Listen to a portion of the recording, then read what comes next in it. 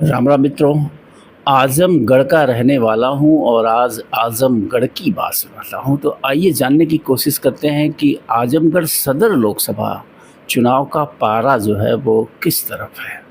नीचे है, ऊपर है, दाएं है, बाएं है, सपा की तरफ है या भाजपा की तरफ है। तो आज़मगढ़ का जो सुनने में बहुत सारी चीज़ें आ रही हैं, बहुत सारे लोग इंटरव्यूज़ ले रहे हैं लोगों का, जगह जगह लोग कह रहे हैं कहीं सपा सपा तो कहीं भाजपा भाजपा, कहीं कमल कमल तो कहीं साइकिल साइकिल। ये सारी चीज़ें तरह तरह से सुनाई दे रही हैं, लेकिन इन सारी चीज़ों पे मेरा विश्वास नहीं है। और विश्वास इसलिए नहीं है कि आप जो डेमोग्राफ़ी है हमारे जनपद की वो जाति और धर्म के हिसाब से बटी हुई है। तो जिस डेमोग्राफ़ी में आप जाएंगे, वो साइकिल वाले क्षेत्र में जाएंगे तो आपको साइकिल साइकिल ज़ोर से सुनाई देगा, कमल वाले क्षेत्र में आप जाएंगे तो आपको कमल कमल ज़ोर से सुनाई देगा। तो इससे आप अनुमान नहीं लगा सकते हैं कि असलियत क्या है। असलियत जानने के लिए हमें थोड़ा सा पीछे भी जाना पड़ेगा और थोड़ा सा संतुलन बना के चलना पड़ेगा आंकड़ों को लेके कि कितने वोट कब पड़े थे, किस प्रत्याशी को कितने मिले थे और कैसे कैसे हार जीत हुई थी। तो मैं अपने विश्लेषण की शुरुआत करूंगा 2019 के चुनाव से, जब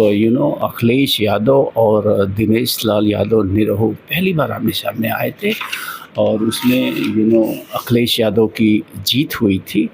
तो उस चुनाव में 2019 के चुनाव में 54% वोट पड़ा था, 54.8% वोट पड़ा था लगभग आजमगढ़ सदर लोकसभा क्षेत्र में। और कुल मिला के लगभग मान के चलिए अब लमसम मैं आंकड़ा दे रहा हूँ, एग्जैक्ट फिगर नहीं दे रहा हूँ, ये 10 लाख वोट पड़े थे 2019 के लोकसभा चुनाव में। सदर लोकसभा क्षेत्र में 10 लाख वोट पड़े थे, जिसमें से 6,21,578 वोट अखिलेश यादव को मिले थे और निरहू को मिले थे 3,61,704 वोट। 3,61,704 वोट दिनेश लाल यादव निरहू को मिले थे। और इसमें करारी हार हुई थी भाजपा की, आप जानते ही हैं। लंबी बड़ी मार्जिन से अखिलेश यादव ने जो है विजय प्राप्त की थी 2019 लोकसभा चुनाव में। लेकिन आगे चल के वो विधानसभा की तरफ रुख कर गए और उन्होंने लोकसभा सीट को छोड़ दिया आजमगढ़ की। और 2022 में यहाँ उपचुनाव हुए। उपचुनाव में अखिलेश यादव खुद न लड़के, उन्होंने अपने चचेरे भाई धर्मेंद्र यादव को आजमगढ़ से चुनाव में उतारा और भाजपा ने एक बार फिर से दिनेश लाल यादव पे ही दांव लगाया। और इस उपचुनाव में अगर आप देखेंगे तो कुछ चीज़ें बड़ी स्पष्ट हैं। जैसे मतदान का प्रतिशत गिरा, जहाँ जो है लगभग 54.8 यानी लगभग 55% वोट पड़े थे 2019 के रेगुलर चुनाव में। वहीं उपचुनाव में ये प्रतिशत घट के 48.58 लगभग 48.5% वोट पड़ा। और कुल अगर मतदान की बात करें तो 8,93,000 वोट पड़ा, यानी कि लगभग 1,10,000 वोट का फ़र्क यहाँ साफ साफ देखने को मिला। और इस बार तो जो अंतिम परिणाम रहा वो ये रहा कि अखिलेश यादव के चचेरे भाई धर्मेंद्र यादव को मिले 3,04,89 वोट और वहीं दिनेश लाल यादव निरहू को जो मिले 3,12,768 वोट। और यहाँ पे लड़ाई त्रिकोणीय थी।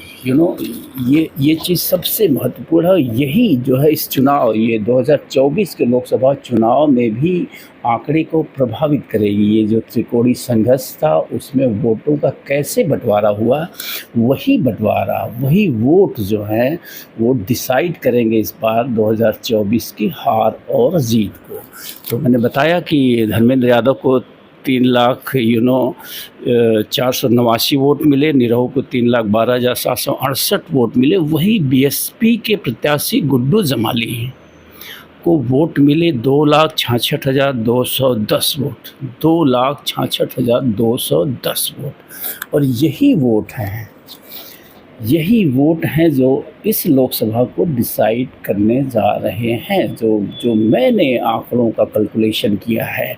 तो अब आप आइए 2024 के चुनाव में।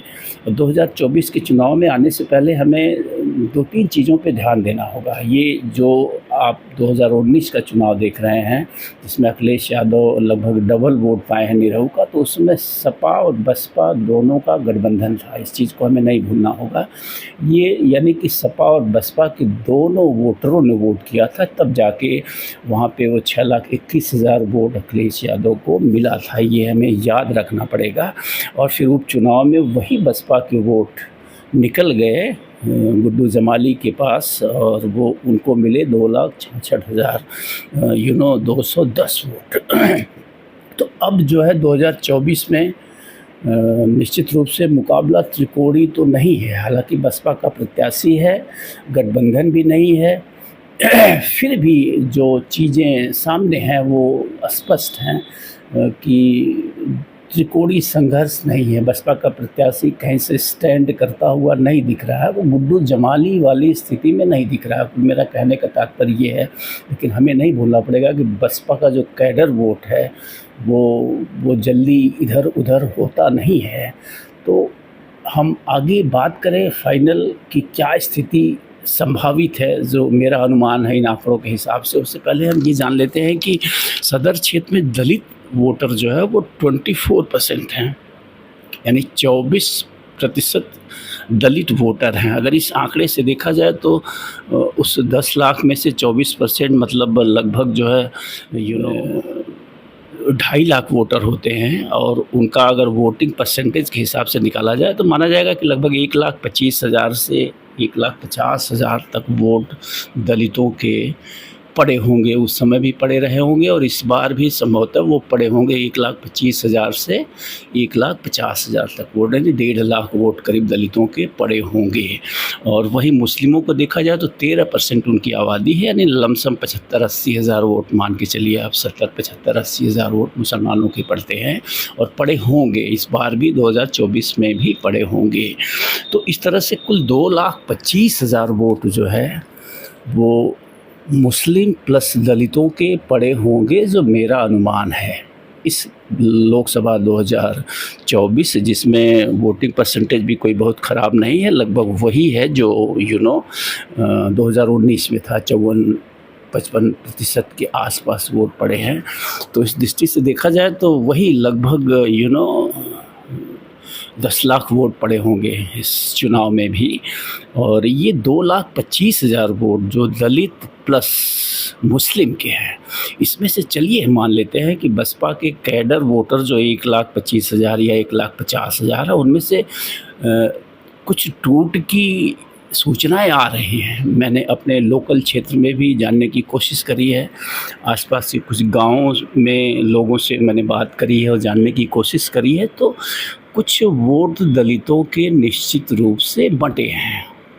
कहीं वो साइकिल में गए होंगे तो कहीं वो फूल में गए होंगे। तो कुल मिला के मैं ये मान के चल रहा हूँ कि जो बसपा के कैडर वोटर 1,25,000 से 1,50,000 है, उनमें लगभग 90,000 से लेके 1 लाख तक वो बसपा को ही वोट दिए होंगे, क्योंकि वो इतना आसानी से कैडर छोड़ने वाले वोटर्स नहीं हैं। और अगर माना जाए तो बसपा ने जो है मुस्लिम प्रत्याशी पे दांव खेला है। संभवतः यही उनका लक्ष्य रहा है कि मुसलमान प्लस दलित मिला के हम एक त्रिकोणीय संघर्ष खड़ा कर सकते हैं आजमगढ़ सदर लोकसभा क्षेत्र में। लेकिन ये खड़ा होता हुआ कहीं दिखा नहीं है पूरे चुनाव में, न तो मतदान के दिन ही ये खड़ा होता दिखा है। तो मैं मान लेता हूँ कि 1 लाख दलित वोटर अपने कैडर बसपा को गए होंगे, और जो 75 से 80 हज़ार मुस्लिम वोट हैं, उनमें से मान लीजिए मुस्लिम प्रत्याशी होने के नाते 20 से 25 हज़ार वोट गए होंगे मुस्लिम प्रत्याशी के नाम पे बसपा को। इस तरह से अगर हम मान लें तो अब जो है जो वोट बचते हैं इस 2,25,000 में से, या 2,25,50 मान लीजिए, एक लमसम आंकड़ा है कि 2,25,000 में से लगभग 1,00,000 वोट जो है बच जाते हैं, जो बसपा की तरफ नहीं गए होंगे, जो गुड्डू जमाली के समय में गुड्डू जमाली के साथ बसपा में गए थे। और उसी का परिणाम था कि गुड्डू जमाली 2,66,000 के आसपास वोट पा गए थे और मुकाबला उपचुनाव में त्रिकोणीय हो गया था, जिसका फ़ायदा सीधे सीधे भाजपा को मिला था। भाजपा के प्रत्याशी दिनेश लाल यादव निरहू लगभग 8,000 साढ़े 8,000 वोटों से जीत गए थे चुनाव को। लेकिन अब ये 1,00,000 वोट जो हैं जो गुड्डू जमाली के न होने की वजह से बसपा से खिसकेंगे, तो जो अनुमान है, जो ये वोटर्स हैं, इनमें से लगभग 60-65,000 तो मुस्लिम हैं। और ये मुस्लिम वोटर किधर जा सकते हैं, इसकी जो संभावनाएं हैं आप सब जानते हैं, कोई बताना ज़रूरी नहीं है कि ये कहाँ गए होंगे बहुमत से। ठीक, थोड़ा बहुत इधर उधर भी हो सकते हैं, लेकिन बहुमत से, बहुतायत से वो निश्चित रूप से साइकिल की तरफ ही गए होंगे। और जो इसमें 25-30 हज़ार दलित वोटर जो कैडर से फिसल के बाहर निकले हैं, उनको मान लेते हैं हम कि वो 50-50 हुए होंगे, जिसमें मान के चलिए 10-15 हज़ार इधर गए होंगे, 10-15 हज़ार उधर गए होंगे। यही जो है अनुमान है मेरा। तो कुल मिला के अगर मेरा अनुमान माना जाए तो जो 1,00,000 वोटर ये एक्स्ट्रा हो रहे हैं बसपा के, उन वोटरों में से चूँकि मुस्लिम ज़्यादा हैं, दलित कम है। दलित अगर 25 से 30 मान लीजिए, 15-15 हज़ार बांट दीजिए भाजपा को और सपा दोनों को, तो भी 70,000 वोट बचते हैं। उन 70,000 में से भी 10,000 मुस्लिमों का वोट अब भाजपा को दे दीजिए, तब भी 60,000 वोट जो है वो सीधे सीधे जाते हैं आपके धर्मेंद्र यादव के खाते में। यानी कि 60,000 यहाँ धर्मेंद्र यादव के खाते में जाते हैं। प्लस दलितों में से भी, दलितों ने भी जो बंटवारा किया है, जो वो कहीं पैसे पे, कहीं अनान कारण होते हैं। भारत में चुनाव में क्या क्या चलता है आप सब लोग जानते हैं। कहीं लोग पैसे पे बिक जाते हैं, कहीं लोग मदिरा पे बिक जाते हैं, कहीं लोग मांस के टुकड़ों पे बिक जाते हैं। तो ऐसे वोटर भी हैं और वो बिके होंगे। तो मान लीजिए उनमें से भी अगर भाजपा ने सफलतापूर्वक ख़रीदा होगा इस तरह के वोटरों को, तो सपा भी कमज़ोर नहीं रही है कभी भी जनपद में इस सब कारनामा करने में, तो उसने भी ख़रीदा ही होगा। तो 15-15 हज़ार हम बाँट देते हैं, 15,000 दिनेश लाल को दे देते हैं, 15,000 इनको दे देते हैं। तो अब स्थिति क्या हो गई? अब स्थिति ये हो गई कि धर्मेंद्र यादव 60 + 15 75,000 वोट पा रहे हैं और मेरे अनुमान से दिनेश लाल यादव 15 से 20,000 वोट पाएंगे उसमें से। तो कुल अब स्थिति ये हो गई कि जो दिनेश लाल यादव को वोट मिले थे पिछले चुनाव में, निस्संदेह वो डेमोग्राफी एज इट इज है, उसमें कहीं भी सेंधमारी किसी की नहीं है। वो जितने वोटर उपचुनाव में जो वोट उनको मिले थे 3,12,768 वोट, वो वोट मिलेंगे ही मिलेंगे। 10-5 हज़ार वोट उसमें बढ़ भी सकते हैं, क्योंकि वो उपचुनाव था, ये मेन रेगुलर चुनाव है जिसमें मोदी, योगी और पार्टी की प्रतिष्ठा दांव पे होती है। तो वोटर्स निकलते हैं अधिक से अधिक। उपचुनाव में थोड़ा सा उदासीनता देखी गई थी, वो दोनों तरफ के वोटरों में देखी गई थी। सपा के वोटरों में भी उदासीनता देखी गई थी और भाजपा के वोटरों में भी उदासीनता देखी गई थी। लेकिन कुल मिला के जब आप देखेंगे तो ये जो 50-60 हज़ार मुस्लिम वोट जो साइकिल की तरफ आते हुए दिख रहे हैं, यही डिसाइडिंग वोट हैं। और इन वोटों को जोड़ के अगर देखा जाए तो वो जो 3 लाख के आसपास वोट उपचुनाव में धर्मेंद्र को और दिनेश लाल यादव को मिले थे, तो उसमें अब इन वोटों को अगर आप जोड़ दें तो धर्मेंद्र यादव के वोटों का अंतर दिनेश लाल यादव के वोटों से लगभग 50,000 वोटों का अधिक अंतर है, आई मीन टू से। तो कुल मिला के जो मेरा कैलकुलेशन है कि आजमगढ़ सदर लोकसभा सीट पे 50,000 वोटों का अंतर दिख रहा है, जो धर्मेंद्र यादव के पक्ष में है। और अगर ये आंकड़ा सही साबित होता है तो आजमगढ़ सदर लोकसभा की सीट जो है इंडिया गठबंधन के खाते में जा रही है, यानी साइकिल निशान यहाँ से जीत रहा है। तो ये मेरा आंकड़ा है, एक नए ढंग से मैंने कैलकुलेट करने की कोशिश करी है। लोग जो है मतदाता यहाँ के उनको आप नहीं समझ पाएंगे वो क्या बोलते हैं, क्या करते हैं, क्या कहते हैं, तो वो उनके आधार पे अनुमान न लगा के मैंने वोटों के आधार पे अनुमान लगाया और मैंने समाज को थोड़ा सा समझने की कोशिश करी है। तो जो वोटर भाजपा के साथ रहे हैं उनमें तनिक भी बदलाव नहीं आया, वो सब के सब भाजपा के साथ हैं। और जो सपा के वोटर हैं वो भी सपा के साथ हैं। बस फ़र्क यहाँ पड़ा है कि बसपा के वोटर बसपा के साथ नहीं है, यानी जो वोट बसपा को गुड्डू जमाली के प्रत्याशी रहते मिले थे वो वोट बिखरे हैं, उनमें से लगभग 1 लाख वोट बिखरे हैं।